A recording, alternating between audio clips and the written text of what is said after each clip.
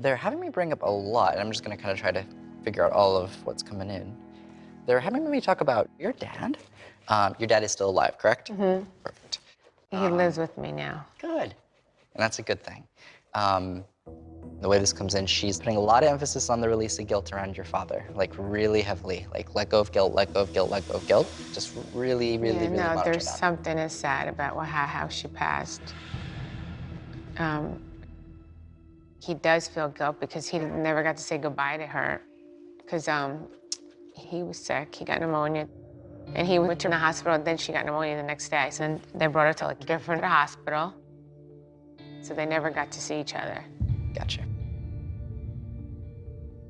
My dad got sick. I got a phone call. Then they said, your father can't breathe. He's having trouble breathing. So the ambulance is going to take him to the hospital.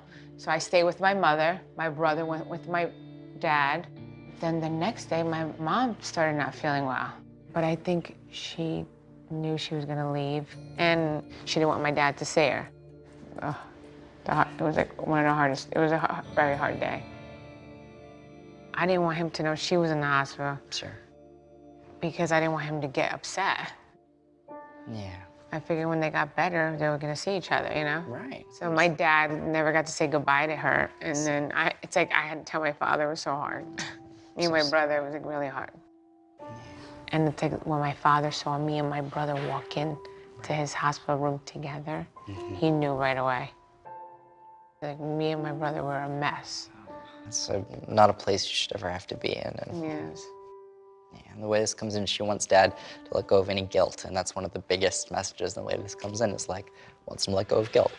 So I hope that he is able to let that go. I need you to know, for some reason, she's squeezing her hand at me. And I keep hearing, I love you, I love you, I I always, love you. like, you know, we were both, my brother was on one side, I was on the other side.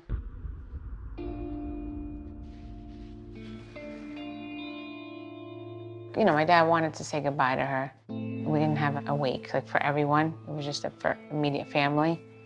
Because my dad wanted to see her. And he wasn't even supposed to leave the hospital.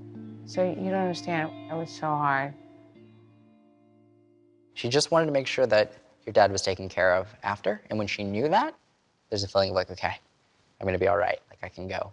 Because honestly, she wasn't really sure how he'd be able to fare without her. Yeah, he was attached to her. Yes. Like, Yeah. she had friends. My dad doesn't have any friends. Like, Right. he was always with my mom and her friends.